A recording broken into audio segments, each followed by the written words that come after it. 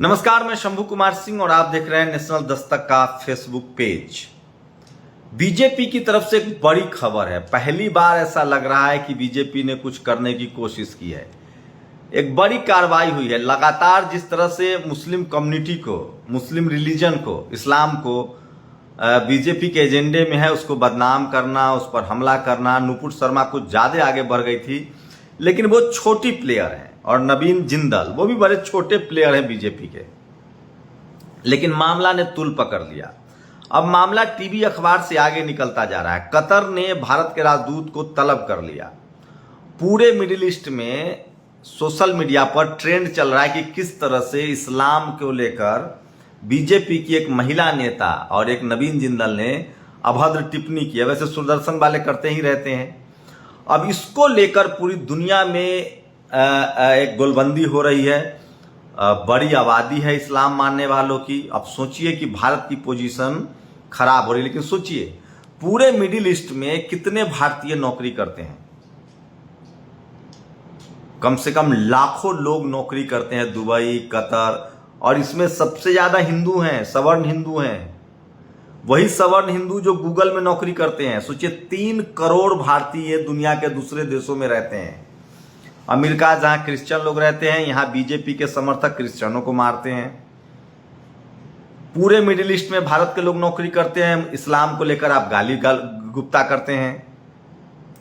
जिस दिन इस देश का SC ST OBC माइनॉरिटी के लोग बुद्धिस्ट हो गए हैं, पूरा south east Asia Buddhist country है, जापान, चीन, थाईलैंड, बर्मा, वियतनाम, उस दिन हम लोग की भी इज्जत बढ़ जाएगी और ये हमारे साथ कुछ नहीं कर पाएंगे। जब तक हम लोग इनके धर्म में फंसे हुए हैं ना, बाबा साहब ने जो हमें रास्ता बताया था, धम्म की दीक्षा दी थी, अगर हम धम्म परिवर्तन कर लें तो चीन, जापान, थाईलैंड, बर्मा, वियतनाम, तमाम middle east, south east Asia के देश हमारे साथ खड़े हो जाएंगे। आप सोचिए ये लोग, इन लोगों की वजह से देश की कितनी बदनामी हो रही है, कितना नाम खराब हो रहा है। भारत की एक फॉरेन पॉलिसी थी। अभी 2 दिन पहले एस जयशंकर एक भाषण दे रहे थे कि यूरोप अपने आप को बेस्ट न समझे। ये कोट किया हुआ है जवाहरलाल नेहरू का। एक नैम कंट्री हुआ करता था, नॉन अलायन गुटनिरपेक्ष देश, नॉन अलायन मूवमेंट। भारत हमेशा से शोषित वंचित देश के साथ खड़ा होता था। तमाम परिस्थितियों में फिलिस्तीन के साथ खड़ा हुआ, तमाम परिस्थितियों में इजराइल के कभी साथ खड़ा नहीं हुआ, तमाम परिस्थितियों में अमेरिका, रूस में भारत ने रूस को चुना। भारत की एक साख थी। भारत ने हमेशा से फेडरल कास्ट्रो क्यूबा के साथ दोस्ती थी। दुनिया के तमाम देशों को लगता था कि भारत कभी नफा नुकसान देख के कोई काम नहीं करता है, वो सच के साथ है, न्याय के साथ है। लेकिन आज सोचिए कि बीजेपी और RSS के समर्थकों ने क्या हालत कर दी है इस देश की। धर्म के नाम पर क्रिश्चियनों पर हमला, बुद्धिस्टों पर हमला, मुसलमानों पर, इस्लाम पर हमला, और ये सिर्फ अपना राग गा रहे हैं। और ये इसको हिंदू नाम दे रहे हैं। हिंदू भी नहीं है ये लोग प्योर ब्राह्मण धर्म को चलाना चाहते हैं, भगवा झंडा चाहते हैं, तिरंगा नहीं चाहते हैं। अभी कर्नाटक में एक बीजेपी के विधायक ने कहा भी है। आप सोचिए कि क्या हालत हो गई है देश की। अब जाके एक बयान आया है कि नुपुर शर्मा को सस्पेंड कर दिया गया है, नवीन जिंदल को सस्पेंड कर दिया गया है। किस किस नेता को, सारे एंकरों को सस्पेंड कीजिए पहले तो। कोई ऐसा एक एंकर है भारत में टेलीविजन अखबार में जो जातिवादी और धार्मिक रूप से कट्टर नहीं है? खुद भारत सरकार की रिपोर्ट कह रही है, रूबिका लियाकत हो, चाहे रोमाना हो, चाहे तमाम सवर्ण का तो समझ में आता है। जो मुस्लिम्स एंकर है वो सिर्फ नौकरी बचाने के लिए डर से। सोचिए नौकरी की क्या अहमियत होती है। गूगल में एक कास्ट डिस्कोर्स पर मीटिंग हो रही थी। अनुजा गुप्ता वहां गूगल में नौकरी करती है, एक्टिविस्ट हैं। उन्होंने एक कास्ट डिस्क्रिमिनेशन को लेकर टॉक रखा था। सुंदर पिचाई जो ब्राह्मण है, भारत का है, जो गूगल का हेड है, उसने टॉक कैंसिल कर दिया क्योंकि लगभग 8000 के करीब कर्मचारियों ने, जो सवर्ण हैं, उन्होंने चिट्ठी लिखी थी कि इससे हिंदू कमजोर होगा, वही जो भारत में कहते हैं। लेकिन उनकी पोल खुल जाती कि कैसे वो कास्ट की वजह से डिस्क्रिमिनेशन करते हैं। उसके बाद तनुजा गुप्ता ने इस्तीफा दे दिया गूगल से। ये खबर चली गई, ये खबर चली, वॉशिंगटन पोस्ट ने छापा, वॉल स्ट्रीट जर्नल ने छापा और पूरी दुनिया में कोहराम मचा हुआ है और यह सुंदर पिचाई की को जवाब देना पड़ेगा।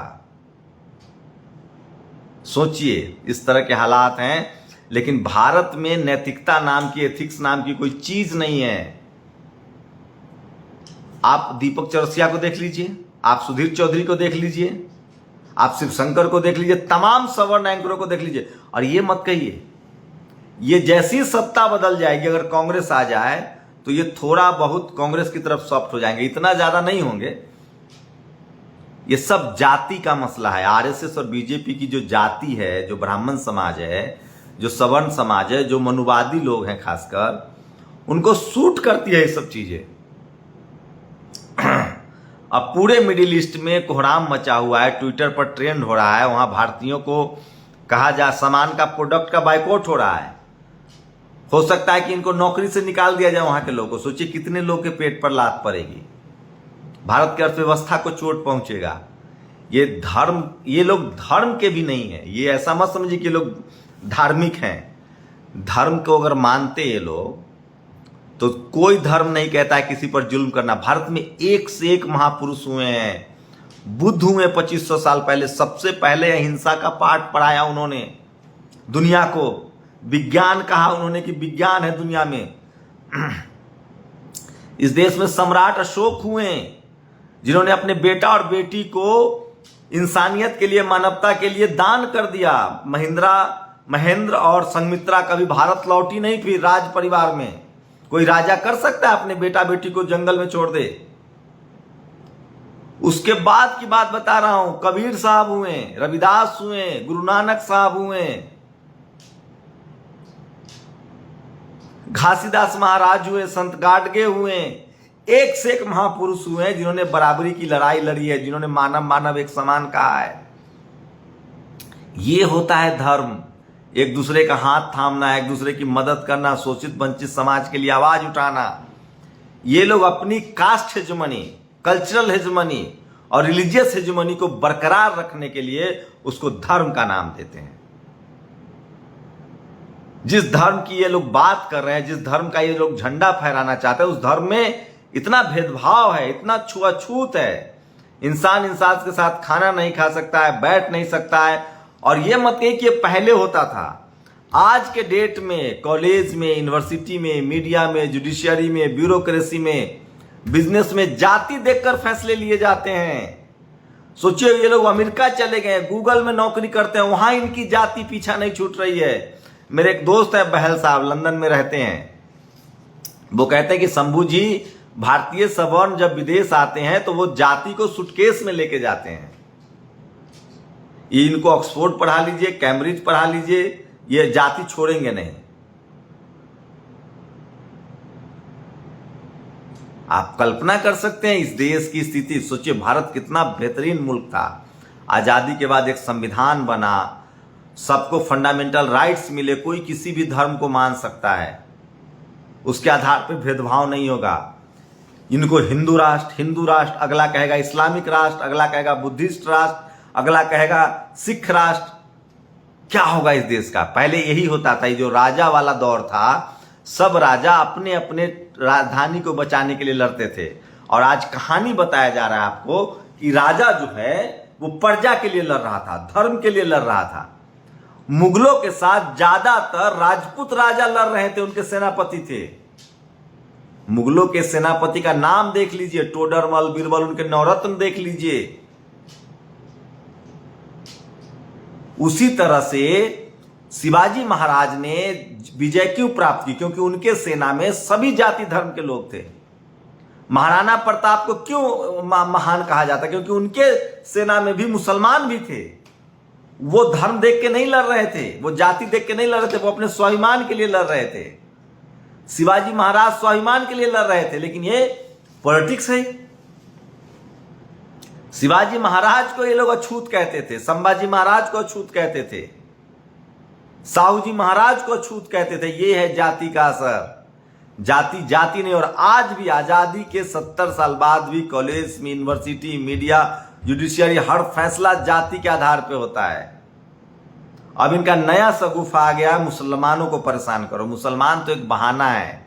असली दुश्मन इनका SC ST OBC है, जिसका ये अधिकार खत्म करना चाहते हैं। बुलो मंडल ने लिखा है। आप इस लाइन का जवाब दीजिए कि भारत गुलाम था। मान लीजिए पहले तो सम्राट अशोक के समय शाक्यों का शाक्य, चंद्रगुप्त मौर्य, शाक्य, कुछ सब जो आदिवासी थे वो राजा थे, जो यहाँ के मूल निवासी थे वो राजा थे, द्रविड़ियन राजा थे। चलो मान लिया पुष्यमित्र शुंग ने वृद्धरथ की हत्या की, उसके बाद ब्राह्मण राजा हुए। फिर ब्राह्मण राजा को मुगलों ने, ठाकुरों राजा को मुगलों ने कब्जा कर लिया। तो मुगल के समय तो आप भी गुलाम हो गए, हम भी गुलाम हो गए। फिर अंग्रेजों ने मुगलों को हराया, फिर अंग्रेजों ने हमको भी गुलाम किया, आपको भी गुलाम किया। फिर आज के डेट में राजपूतों के पास, ब्राह्मणों के पास जमीन और संपत्ति कैसे आ गई, और SC ST OBC के पास, शेड्यूल कास्ट के पास, पिछड़ों के पास क्यों नहीं है संपत्ति?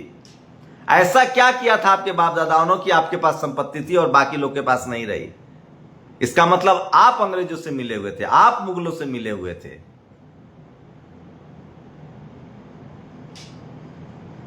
इसीलिए लोग जाति जनगणना का विरोध करते हैं, ताकि इनकी पोल खुल जाएगी कि किस जाति के लोगों ने कितना ज्यादा संसाधन पर कब्जा कर रखा है।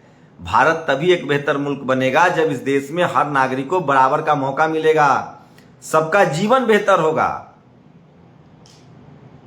और ये OBC को समझना होगा। OBC का 27% रिजर्वेशन इनके लिए दुखद है, और इसीलिए हिंदू मुस्लिम इस देश में जब तक SC ST OBC माइनॉरिटी के नेता, सामाजिक लोग और नौकरी पेशा लोग एक दूसरे का हाथ नहीं पकड़ेंगे, संविधान बचाने के लिए खड़े होंगे, बचेंगे नहीं। आप जातिवाद से नहीं बच सकते हैं, और सोशल जस्टिस की लड़ाई को आगे बढ़ाना पड़ेगा। ये समझना पड़ेगा आपको। और ये नुपुर शर्मा और ये नवीन जिंदल तो छोटे स्मॉल फिश हैं। बीजेपी का कोई नेता ही ऐसा नहीं जो हिंदू मुस्लिम नहीं करता है। RSS में हिंदू मुस्लिम तो बोला जाता है, लेकिन सच्चाई है कि वो SC ST OBC के आरक्षण से, उसको जो विशेषाधिकार मिला उससे नफरत करते हैं।